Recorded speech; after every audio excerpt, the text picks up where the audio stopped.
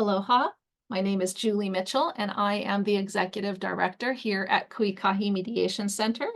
You are attending our Finding Solutions Growing Peace Brown Bag Lunch series. Kuikahi is a nonprofit community mediation center. We serve East Hawaii, and for those of you who are attending from afar, that's on the Big Island or Hawaii Island, the one with the volcano in the news when you see the volcano going off. We were founded back in 1983, so we're 41 years old this year. We were originally a program of the Island of Hawaii YMCA, and in 2006, we became our own independent nonprofit organization. Our mission is to empower people to come together, to talk and to listen, to explore options and to find their own best solutions. To achieve this mission, we offer mediation, facilitation, and training, like today's talk, to strengthen the ability of diverse individuals and groups to resolve interpersonal conflicts and community issues. This Brown Bag Lunch series is held every third Thursday at 12 noon on Zoom, and you do need to register on Eventbrite each time to get our Zoom link.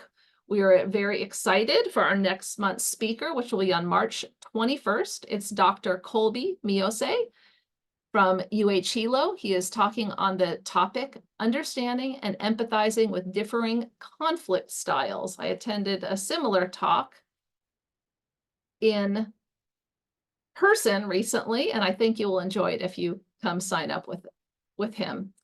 That link is in the chat if you would like to sign up. Also, our next basic mediation training starts next week, Friday, February 23rd. It's 2 Fridays and Saturdays. So the last Friday and Saturday of February and the first Friday and Saturday of March.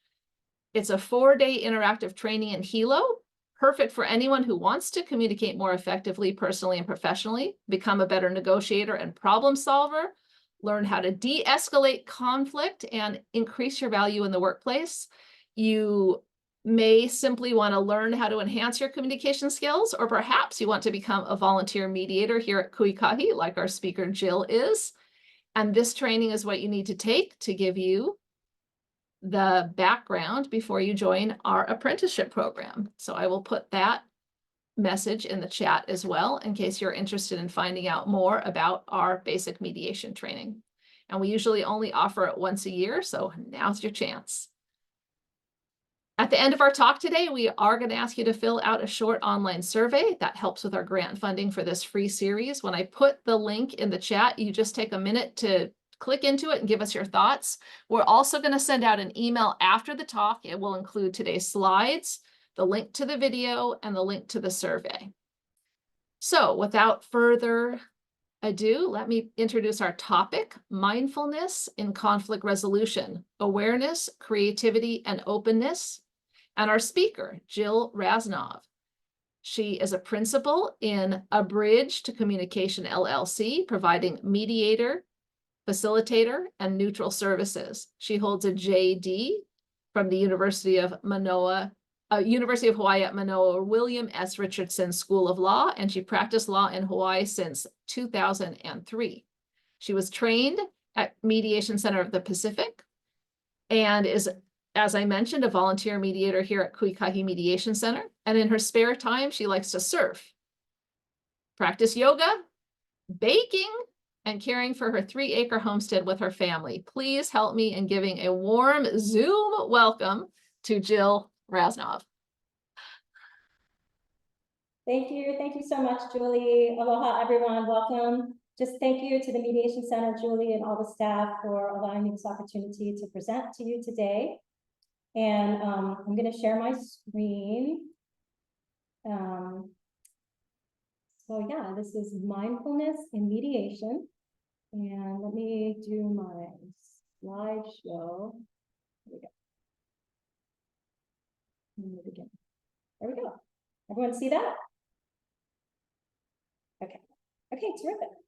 So I'd like to set the stage. I just want to, and I want to welcome you all. Thank you so much for coming and paying attention to me. This is my first workshop in a really, really long time, and I'm a little bit nervous, so bear with me. And I have a little cold too, so if I have to take a lozenge, then forgive my sucking on my lozenge. My throat's a little sore. But yeah, I'm happy to see you all. And I was hoping that we could first start out by getting grounded in this space and checking in with each other. Like we do before mediations, if we're mediators, we do that, or sometimes other people do it, it's like a meet and greet. And sometimes people do it in like when they go to like a church or a temple or in other spaces. So what I wanted to do first is take 3 deep breaths together. And we tend to breathe very shallowly. We just do that as humans now. And so I want to help us just breathe deep, because our breath is really an anchor that can really help us getting grounded in this space. And so what we're going to do is we're going to breathe together from our belly. And if you can't see me, I'm putting my hand on my belly, and you all can do this as well to be aware where you're breathing from. And so we're going to expand the belly. We're going to bring the breath up through the central channel, which runs up and down your spine. And then we're going to bring it back down again, contracting the belly. And when you breathe, I want you to try to be aware of any places that you have tension and relax them, like between your eyebrows and your jaw or your shoulders. And we're going to sit up straight all together with both feet on the ground. You can close your eyes. You can keep them open if you feel more comfortable. I think it's more relaxing to close your eyes. And we're going to breathe through the nose. Okay, and we're going to do it together, and I'm going to count, but we all have different breath capacity. So if you breathe longer or less time, that's fine. Okay, so we're going to exhale all of our air, and then we're going to inhale on 4. 1, 2, 3, 4. Exhale. 1, 2, 3, 4. Through the nose, inhale. 2, 3, 4. Exhale through the nose. 2, 3, 4. Inhale. 1, 2. Real expand the belly. 4. And contract. 2, 3, 4. Okay, and then you can open your eyes and you can take a cleansing breath and then just let it out through your mouth. And then another one. Okay, so that's our check-in with our breath. And then I wanted you to check in. I really like collaboration and participation. And so I was hoping you could all check in with the chat and type in 1 or 2 words to describe how you're feeling today. So you don't have to do this. If you feel like participating, you can type in the chat 1 or 2 words to describe how you're feeling. You can type in the number of your stress level from 1 to 10, with 1 being the least and 10 being the most stressed out. And you can type in yes, no, or maybe, whether this brief grounding exercise relaxed you or helped you anyway to settle in here and calm your stress. And I'll give you a moment to do that.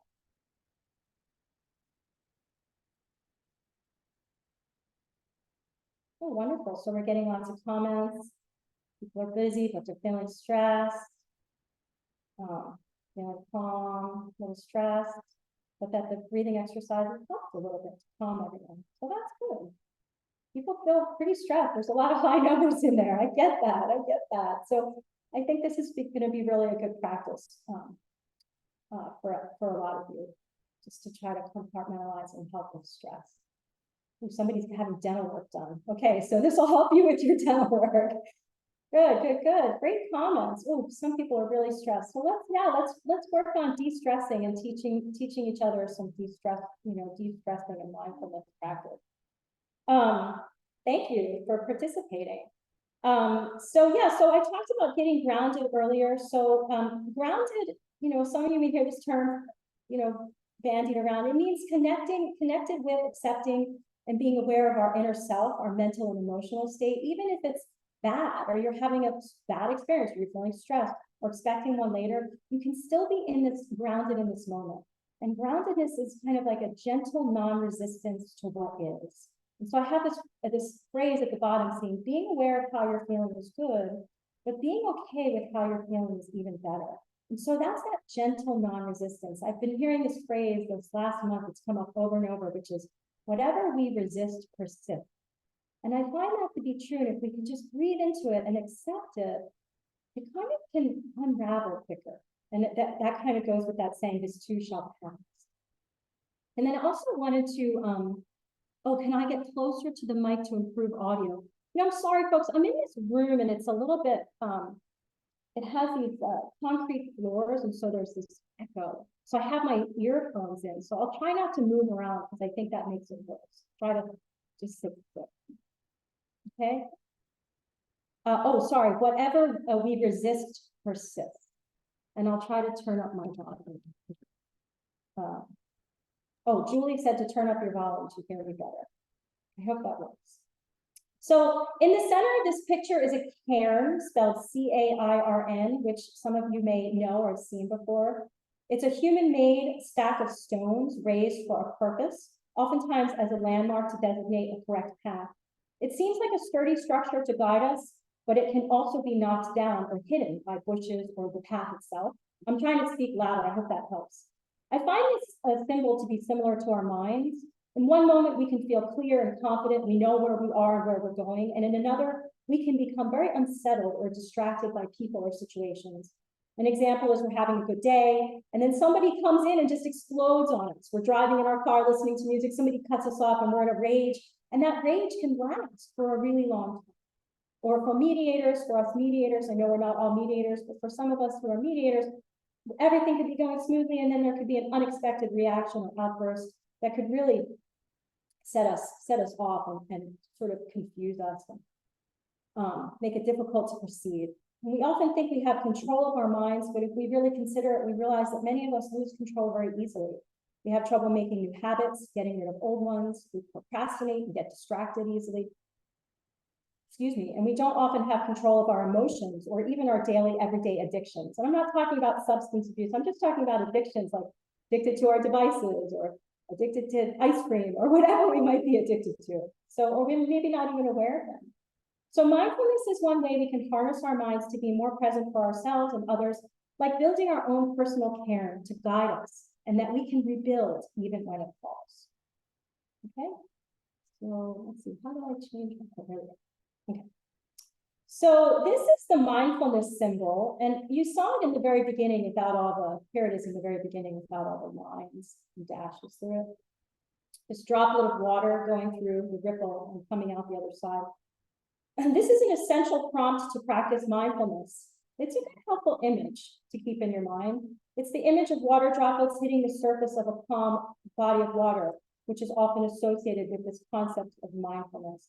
It serves as a reminder to place ourselves at the center in the space of the present moment. So I'm going to break it down for you in the 5 parts. So the upside down drop at the top represents the future. The bottom drop is the past. The black dot in the center is the present or the here and the now. The vertical lines forming the puddle is time as moving between the past and the future. And the horizontal lines forming the puddle are space, indicating a spaciousness, ever present. In the present. Mindfulness teaches that the present is really all that we have. The past is just a memory or a story, and the future is just a dream. Thus, the symbol for mindfulness serves as a reminder to try to live in the present moment as often as we can remember. And so I really like this quote by Bruce Lee, I think because it also is about water. Empty your mind, be formless, shapeless, like water. You put water into a cup, it becomes the cup. You put water into a bottle, it becomes a bottle. You put it in a teapot, it becomes the teapot. Water can flow or it can crash. So be water, my friend. This famous saying shows how we can all adopt the qualities of water to flow with the experiences we find ourselves in. Just to not get trapped in a certain mindset, but to stay open and flexible to new perceptions. This quality of openness and flexibility allows us to grow, change, and adapt. And it is an essential quality for mediators, but I think an essential quality for all of us in this busy life where we're all really stressed out a lot of the time. And so I put a little prompt at the bottom. If you want to continue to participate, you can put words or feelings that this mindfulness symbol and quote might evoke for you. If you want, no pressure. Connection to self, peace, beauty.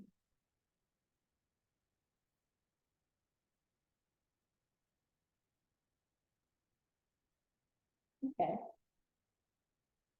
All right. Anything else?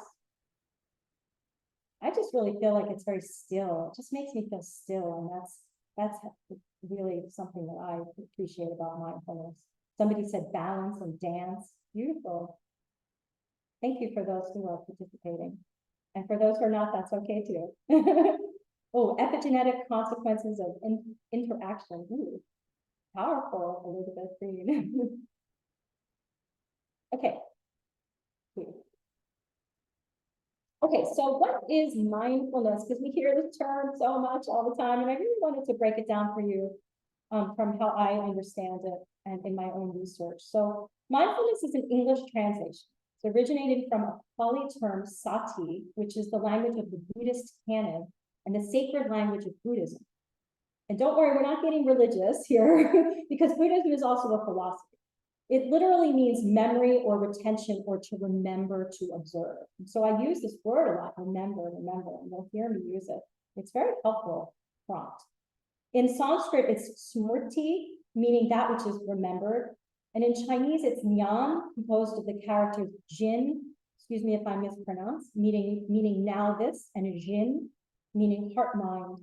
It is commonly translated as to reflect, think, study, and remember, but it can also mean to have presence or be present now in this heart and mind.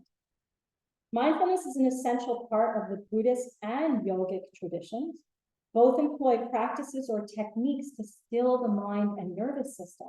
In both traditions, these include breathing and meditation. The basic theory is that it's not external circumstances that create our suffering, right? Like a dentist appointment or a bad interview or a guy or a person freaking out at us when we're driving or cutting us off, otherwise known as plain old dissatisfaction, unhappiness, or struggle brought on by the inevitable changes in our circumstances or fortunes, but our internal thoughts and feelings over which we have little or no control. So it's how we perceive and how we react or respond. Practicing mindfulness can lead to mental balance, even-mindedness, inner calm, steadiness, harmony, and equanimity in the mind and body, regardless of these external circumstances. Some say it can ultimately lead to a sense of freedom or liberation from internal strife. Doesn't that sound good? Like not becoming a toppled over cairn or being able to restack it easily and swiftly without too much heartache and upset when it falls. In mediation, I keep coming back to that because I'm a mediator. It can come in handy when things get out of hand or confusing, hard, or stuck, but in any of our situations in life, it can come in handy. Okay, so being mindful versus being mindless.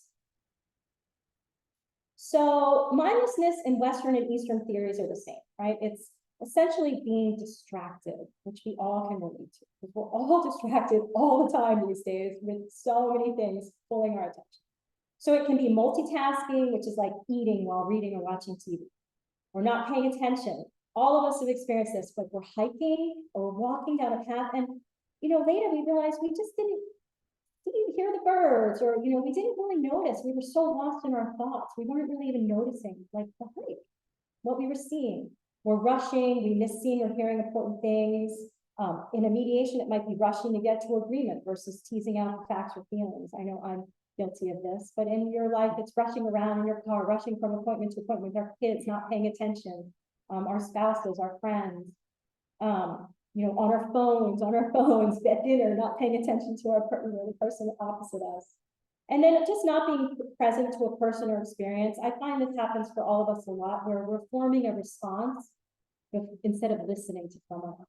So that's really critical. Everybody loves to be heard, yeah. And then being mindful in Western and Eastern theory is the same for both and the opposite of this. So it would be doing one thing at a time, like just eating TV, just eating or just watching TV, or paying attention. So smelling the air and listening to the birds when you're walking instead of, thinking. Being careful, slowing down, taking your time, and being present to that personal experience, just listening. So this is all really hard because we're all really programmed now to rush, multitask, and there's so many distractions, and most of us are really lost in thought, and we're not even aware of it.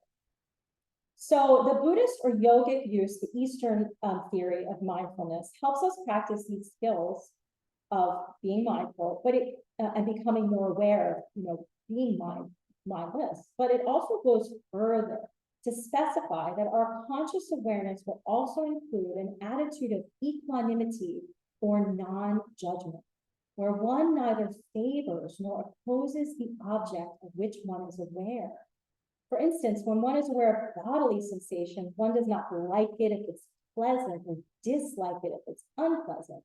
One is simply aware of the sensation with heightened awareness, but without any trace of positive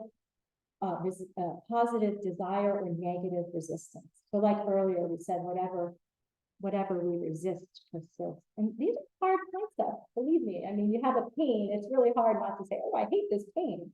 But that is the practice of mindfulness. It's becoming non-judging around these sensations and experiences that we're having.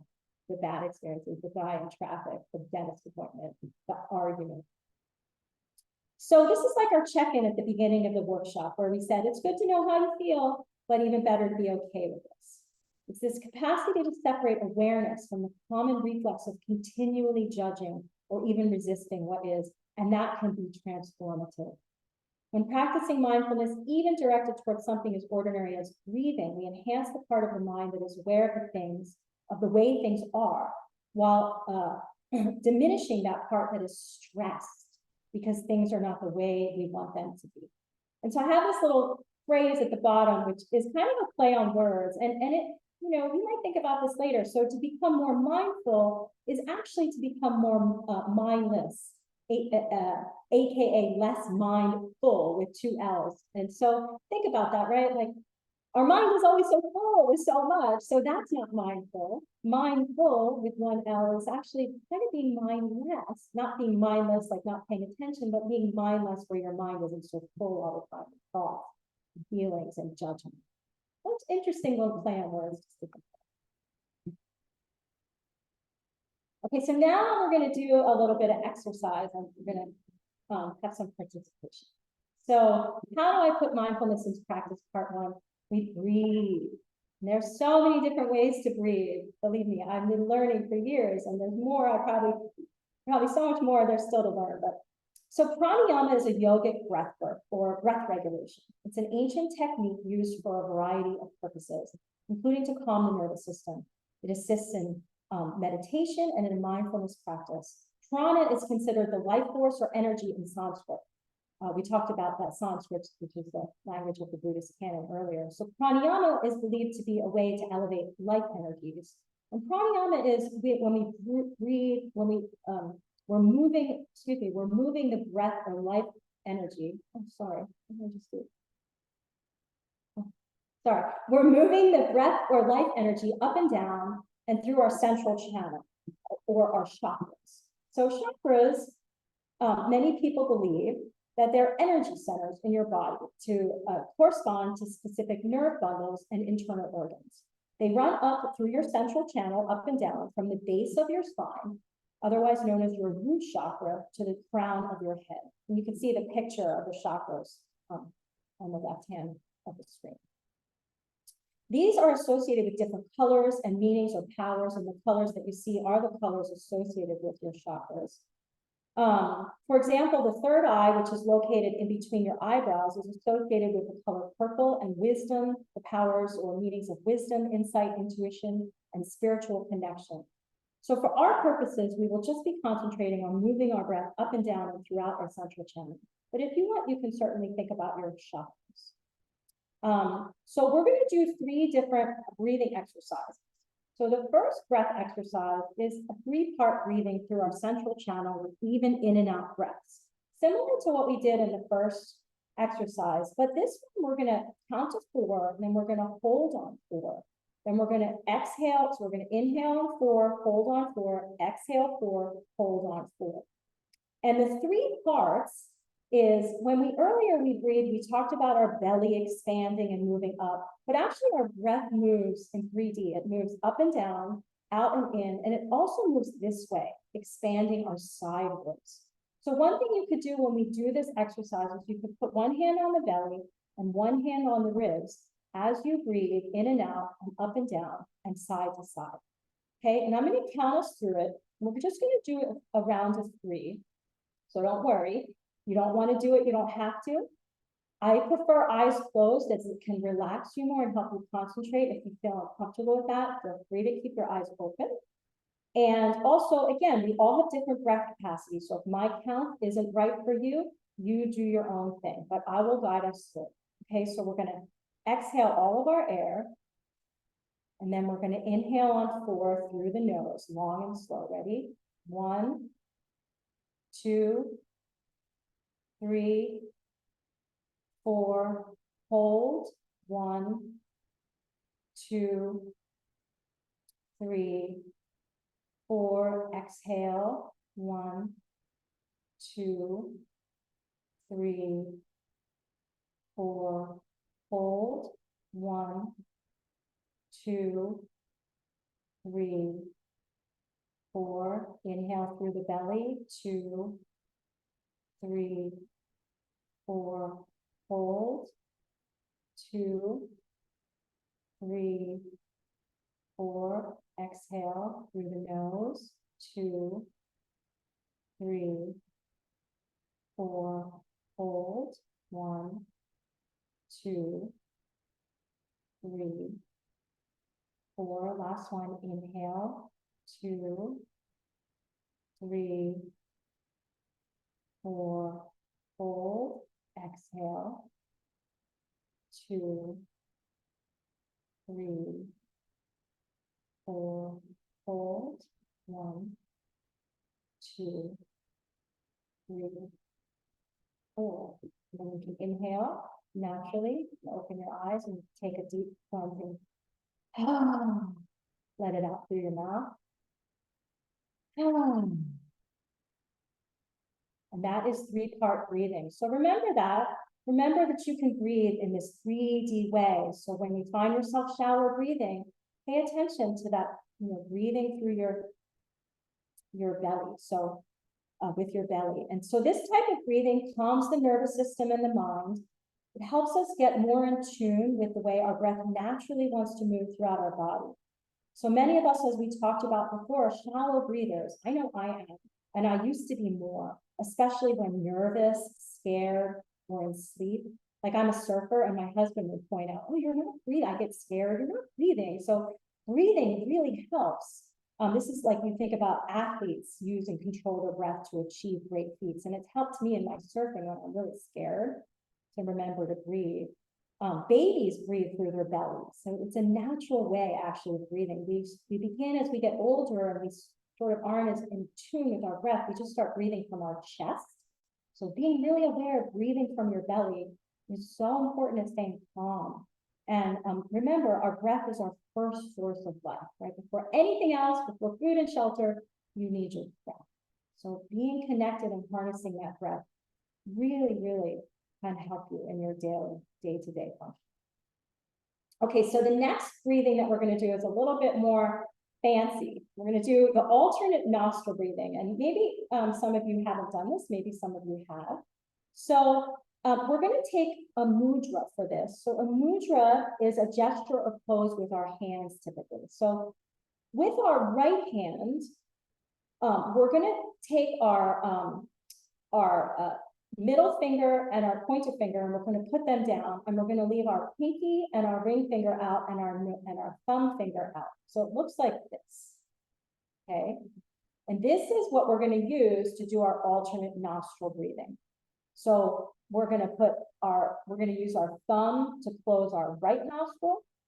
And then we're going to use our pinky and ring finger to close our left nostril. And I'm going to walk us through it. And I'm going to say thumb or ring, and that's going to help you know which. Okay. So everybody got that? Okay. And then with our left hand, you can either put your hand down on your lap or on your knee. And if it's down, you're feeling more inward. If it's up, it's a gesture of receiving. Or you can also do this mudra, which you've probably seen yogis do, or, this is the okay, right? But this is actually a mudra in yogic practice. And so this mudra, some people say that the I here is the things you want to pass through, what you want to keep. You want to keep calm. You want to keep, joy, you want to keep creativity, whatever you want to keep. And then these three fingers down are the things you want to get rid of, like judgment or anger or bereavement or pain. And so when you take this mudra, your hand is up on your lap in a gesture of receiving, okay?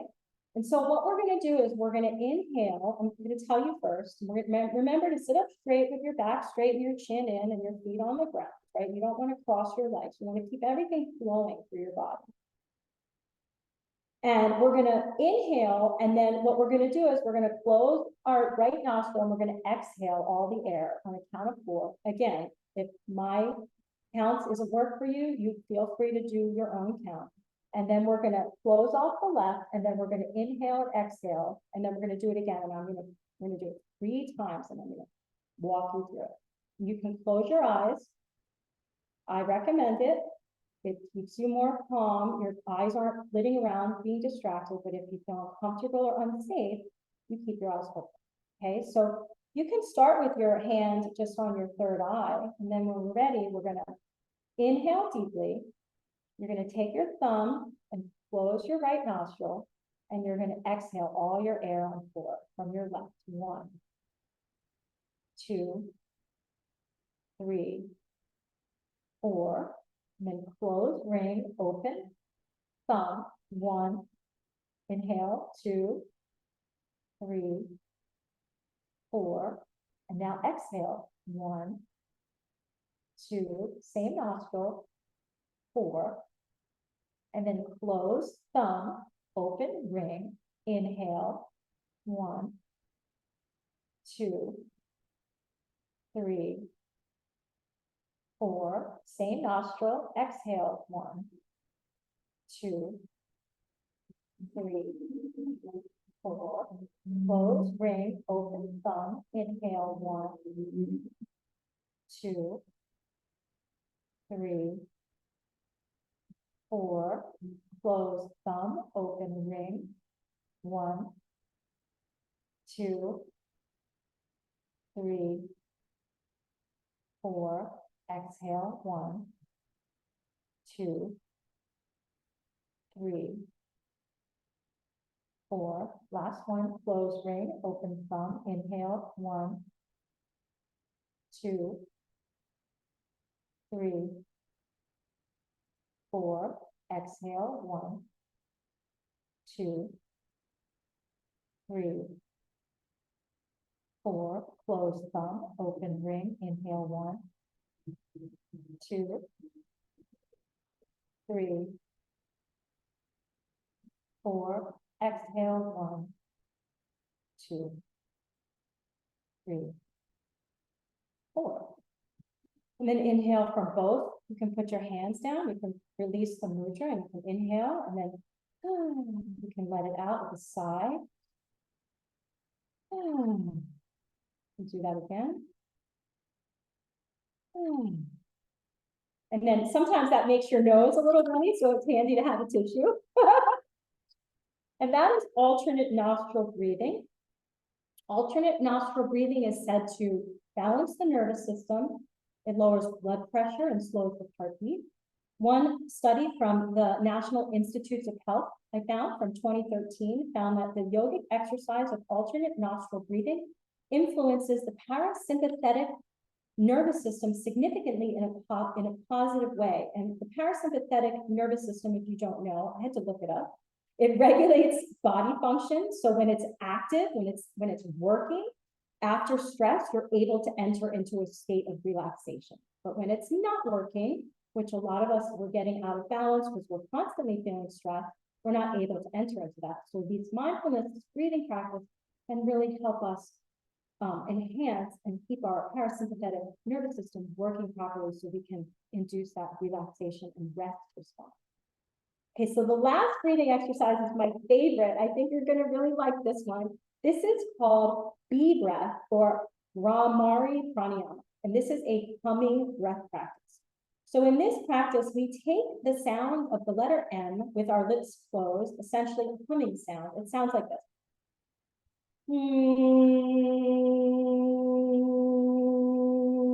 Okay, so what we're going to do is we're going to all do it together.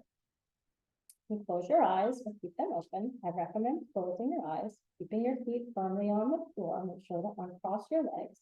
We're going to do it together, but I'm just going to tell you what we're going to do. We're going to exhale all our air, then we're going to inhale deeply, and then on the exhale, we're all going to make the sound of the letter M with our lips closed. We're going to do this 3 times at your own pace. So I'm not going to count.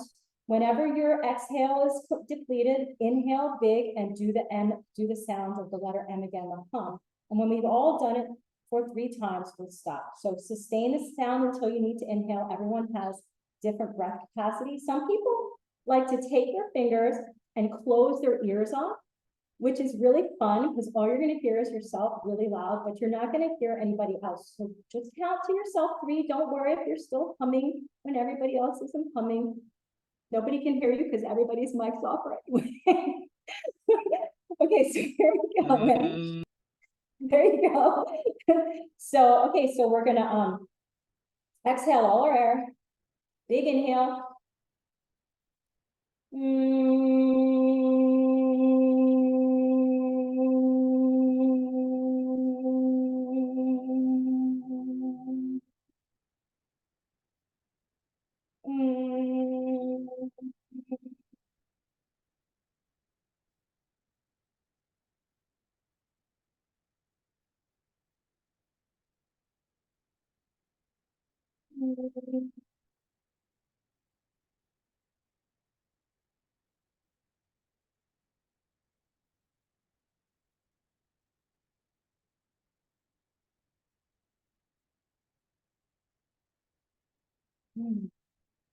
For that one, I really just like to sit and feel it because it resonates in your body and it just feels really, really good.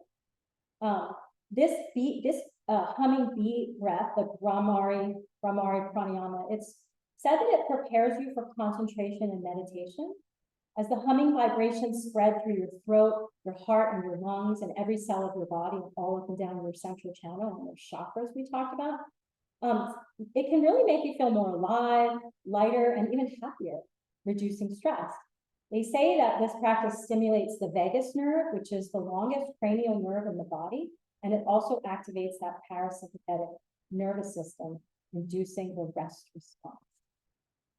Okay, so now I would love to open it up a little bit for just a brief discussion. Well, why don't we put it in the chat? Because we still have a couple things to go through, and then at the end, if we have time, we can talk. But yeah, just put in the chat how this made you feel, you liked it, did you prefer any one exercise to the other? Did any sensations arise for you? Julie said she heard this one called box breathing. Oh, I think that was the floor part, the one in the beginning, yeah. Was there any one that you liked more than any other? Did anyone do anything, do anything for you? Yeah. So heat, someone said they felt a lot of heat, yeah. Relaxing and focus, yeah. Felt really relaxed. Yeah, the bee breath is so, I love that bee breath so much. Whenever people tell me they're stressed, I tell people, do the bee breath, do the bee breath. Yeah, clarity. Yeah, a lot of people have never done the bee breath before. It's funny, children like to hum, right? And I was thinking about that, children hum a lot. And I wonder if they innately know that humming is a calming thing. It reminds me of the kazoo we all used to play when we were kids. Yeah, letting out a big sigh. Cool. Somebody said this was really cool. Awesome. Thank you for participating. Okay, so now the next thing we're going to do sometimes freaks people out a little bit, so don't get freaked out. But how do I put mindfulness into practice, part 2. So, there's another chat that came in. I hum a lot. I love that. Meditation. Okay, so meditation, some people love it, some people hate it, some people say, I hear people say a lot, they cannot do it. And so if you don't want to do it, you feel uncomfortable, you don't have to. We're not going to do very long. We're going to do 2 different practices for 3 minutes each. So 3 minutes. So it's not a very long time. And basically, I'm gonna talk you through it, but I'm gonna give you some prompts right now, okay? So, the first one is basically becoming aware of the present state or moment through noticing. And in order to do this, we need to get prepared, right? So we need to set our foundation. Before we do anything, we set a foundation, okay? So, I want you to sit in a comfortable position, right? Uncross your legs, your back is straight, your shoulders are, down, you're not pinching your shoulders, you want to keep your chin kind of in, you jut your head out. We're going to close eyes, but if you want to keep eyes open, you're perfectly willing, perfectly able to do that. I prefer closed eyes. In the second one, I'm going to prompt you, I'm going to walk you through one with eyes open, but if your eyes are open, they tend to look around and you can get distracted. So if you can do it with eyes open without being distracted and you know how, I like to close eyes for this first one. And then I'm going to ask you to not move. So for 3 minutes, you're not going to move anything. So you're going to try hard not to fidget. You're going to have an itch or your hair's going to be whatever. You're going to try really hard not to move. You'll find that if you resist the urge to fidget, change position, scratch your itch or whatever, the sensation that created the desire will go away and you can be still.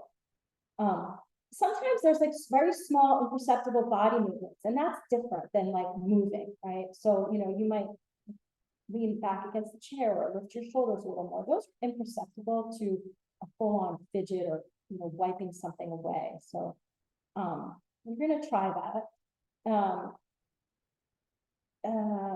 So yeah, try to experience everything in this as an opportunity to become curious and notice, even that thing that you want to fidget with, right? Become curious and notice it. Resist the urge to move. Even if you feel judgment around it, notice that too.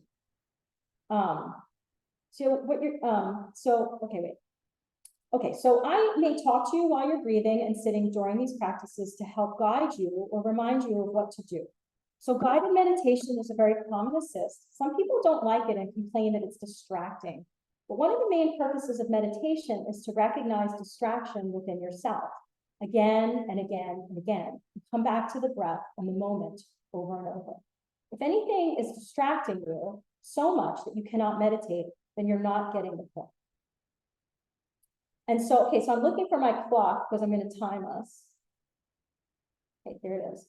So we're going to pay attention to the sounds we hear, smells we smell, any tastes that we taste in our mouth, left over from lunch or something, sensations in the body, tingling in your fingers or toes. You're going to feel yourself sitting there, your back against the chair, your butt against the chair, your feet on the floor. As thoughts and feelings arise, you're going to notice them too without judgment. Then you're going to return to the breath and sensations. Okay? So what I'm going to do is I'm going to start the clock. I'm going to ring my bell because the bell is a really nice way to start. And then when we're done, 3 minutes, it's only 3 minutes.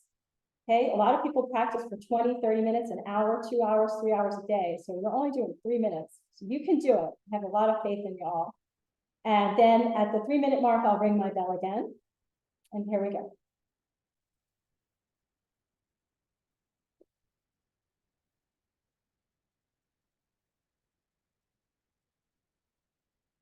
So remembering to breathe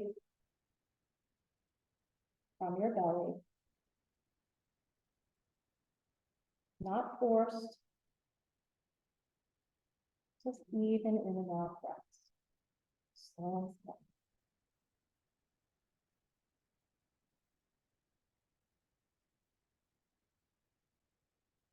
Releasing any tension, being aware of your jaw, your eyebrows, space between your eyebrows, letting everything go.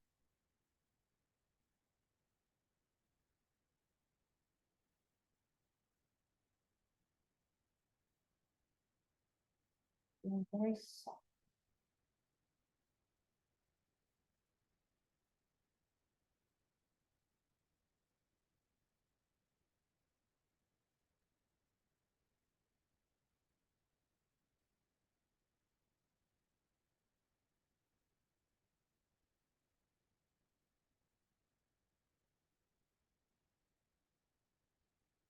There's going to be urge to fidget.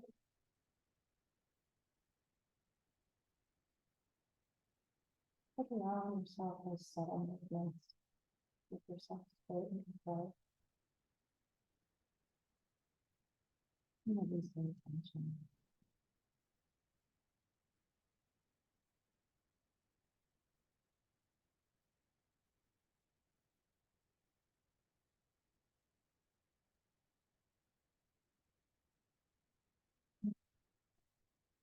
Here.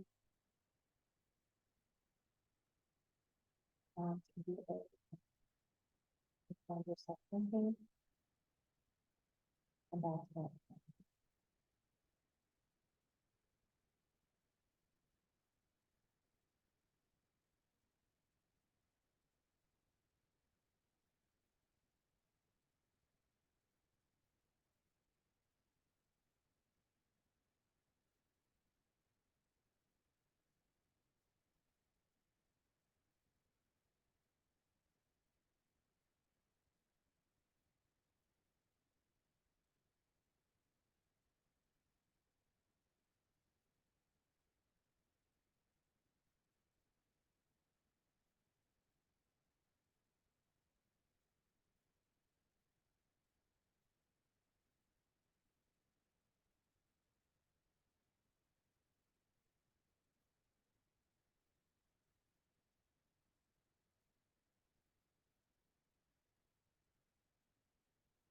Okay. So that was 3 minutes of meditation. Not very long, but for some people, may be difficult. But this is a way to ease yourself into the practice. If you've ever wanted to meditate, I just feel like you can't and you don't have time. 3 minutes a day, just 3 minutes sitting and getting calm and breathing can really help, even just 3 minutes. So I'm going to teach you one other type of meditation because I was just simply sitting and breathing. There's so many different ways to meditate. It's endless, really. People think, oh, it's just this one thing, but it's not. And you can go on YouTube and find so many different ways to meditate. But stay mindful. So we're going to add on with their practice number 2. So we're going to do the same exercise. We're going to sit the same way. We're going to breathe the same way. But this time you can choose one of these add-ons, and you can choose more than one, but try not to overdo it. Try not to choose everything, because then you'll get too confused. So you can keep your eyes open. If you choose to keep your eyes open in meditation, we're getting close to time, huh? Ooh. So, sorry. Okay, so what I'm going to do for this one, because we're getting close to time and I didn't realize, is I'm going to tell you what you can do, and then you can do this on your own, because I want to leave some space for us to, have a brief chat and discussion.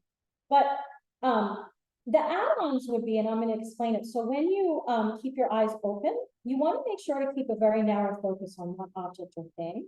And if you keep a wide focus, then you're using your entire peripheral vision to have a super wide focus, and your eyes kind of are blurry. So the whole point is not to flip your eyes around. You don't want to be distracted. You want to keep your eyes still.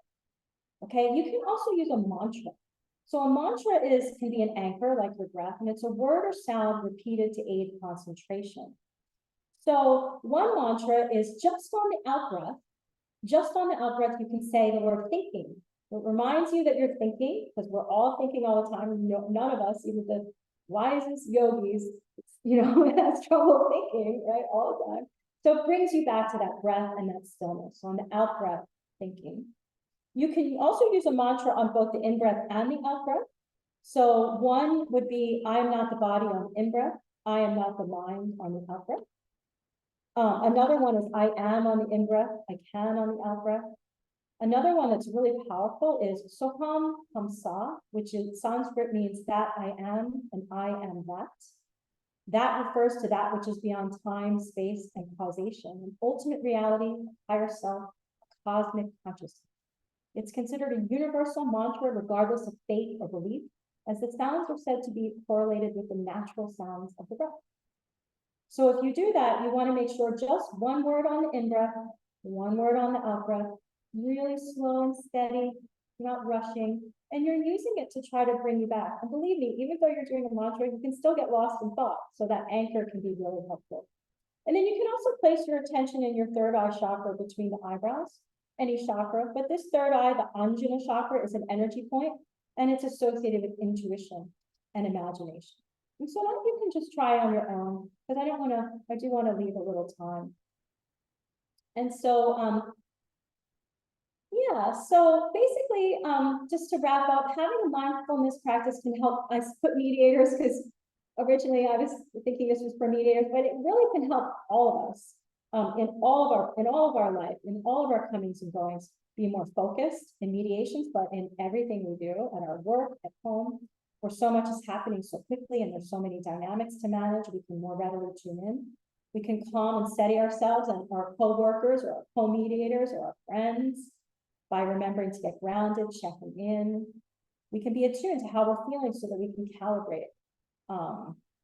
Yeah, when we get off balance, when our cairn gets knocked down or we can't find it.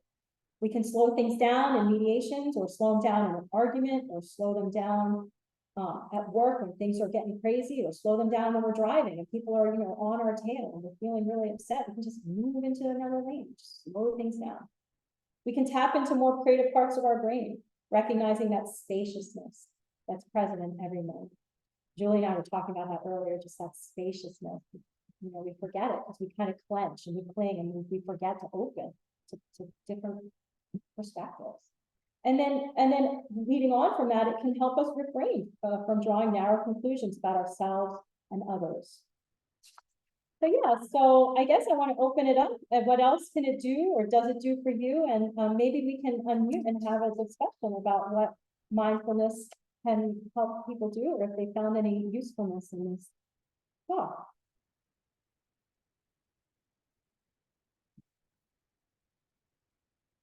Yeah, feel free to unmute yourself if you have anything to say. Or you want to share how you felt in any of the practices, or what you think about mindfulness in general. Jill, I'll just share one quick thing that I didn't realize that we were doing. My very first mentor as a mediator, Stan Golembeski, had a very high conflict mediation. And we actually stopped between each transition and we were just like, let's breathe for a little bit. And it really helped us because we were so the vibrations in the room were getting so high that we felt ourselves getting affected. And so we're like, okay, let's not do the normal thing where we just go back and forth and we go quickly. Let's just stop between each one and do this. And I wish I would have had some of these techniques, because I think we could even have done it more. But I really do see how this could help during moments where you're trying to help others and you find yourself getting you're not able to hold your boundaries, so the vibrations of others are affecting you, and you're supposed to be the one being calm and neutral. Yeah, I love that comment about helping it hold your boundaries. Yeah, and resetting the vibrations. Like I think, yeah, like people think that's woo woo, but you can feel it. I mean, you can feel vibrations. You can feel people's energy. We're energetic beings. Yeah. I'm just gonna put this up while you guys, this is some nice quotes that I found that you might find inspiring. And then Christina wanted to talk. You can I just had a question. Thanks. I just had a question following up on what Julie just mentioned, is that do you often pause during mediations and use breathing techniques? And if you do, what's the response from participants? Are they usually open to that or not so much? I always want to do that. I just don't know. In the corporate world is not so open to taking breathing breaks. But in my mind, I always feel like this is a time to do it. For me, I've done it with my co-mediators. I don't know, Julie, if you met with your co-mediator or with like the whole, all the participants. I haven't never done it with all the participants.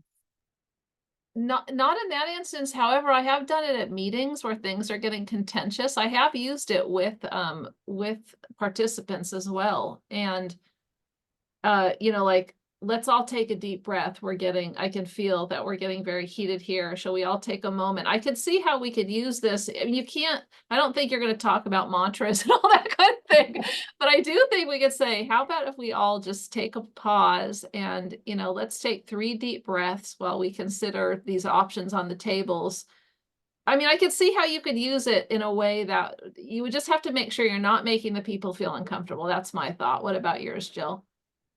I would think you could ask, say, I'm noticing a lot of tension in the room. I'm wondering if everybody would be okay with, just taking a moment to just, breathe and reset. I like that in the beginning. In the beginning, we talked about resetting, right? So just let's reset for a minute. Let's all take a couple deep breaths and just reset.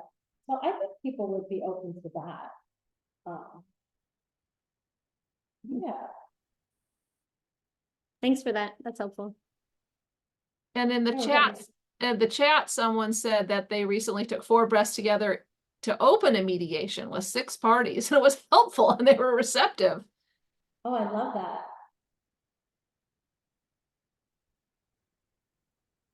Oh, somebody said they've been training in mindfulness meditation for years, but they still learn some new skills. Oh, that's nice. Thank you for that. I'm curious if anyone else on the call has successfully used this during contentious situations to help try. I think Darlene just unmuted yourself. Yeah, not so much that I've done it, but that I'm thinking if we tell people the physiological and scientific fact that we actually think better when we're at ease, and that breathing helps put us at ease, maybe that would help to make it more likely that people would be willing to do the breath, even in, a legal situation. Yeah. And I think people are a lot more fluent in this language now. I mean, you see so much mindfulness in this, mindfulness in that. I think it's pretty much, more commonly accepted. So I could see that, yeah. And did you see in the chat also, there was somebody saying, as a coach, I have had to use meditation to calm the tension of the paddlers so they can be in unison before a race. That's really nice. I like that. So actually meditating, Josh, you actually guide your paddlers through a meditation? I like that. Yes. So I coached adults, and their attention in the canoe before the race started. When you're practicing warming up for the race, and it just, when paddling the canoe, you want to be respectful of the canoe, and use your energy to paddle as one. Well, the individuals weren't getting along before the race, and it was to the point that it was going to scratch the race. So I brought them together, just tell them, relax, close your eyes, just deep breaths in, deep breaths out. And after about 10 breaths, the tension kind of eased a little bit. We came together, shared our manao, and they went out off the race after that. They did well, but in that moment, I had to bring them together. So that's what I used. I love that. Breathing together also coordinates movement. Yes. So, yeah. Timing, everything's about timing. So I need to get them in unison and in time. Yeah. Yeah. Oh, I love that. Yeah, I've heard something about like when we breathe together, we coordinate our heartbeats even, and sort of begin to mirror each other more, our energy level. That's nice. Well, I want to thank. Oh, sorry. Go ahead. Oh, I was just gonna say. Oh, sorry. I can stop sharing. Yeah. Oh, actually, sorry. I just wanted to show my last. How do I get? I have my last share. My last slide was try to practice mindfulness a little or a lot every day and experience transformative changes in mediation and in your life. And there's a little Karen with a happy face. And I just want to thank you so much for all of your attention. Yeah. And mahalo nui for attending and gracing me with your presence. I'm really honored. Thank you. Thank you, Julie. Thank you, Jill. I really want to appreciate you for what you shared today, and I want to thank everybody for being here today. And if you don't mind, take a few minutes to fill out our short survey. I put in the chat a couple times. I'll put it in one last time, so it's at the bottom.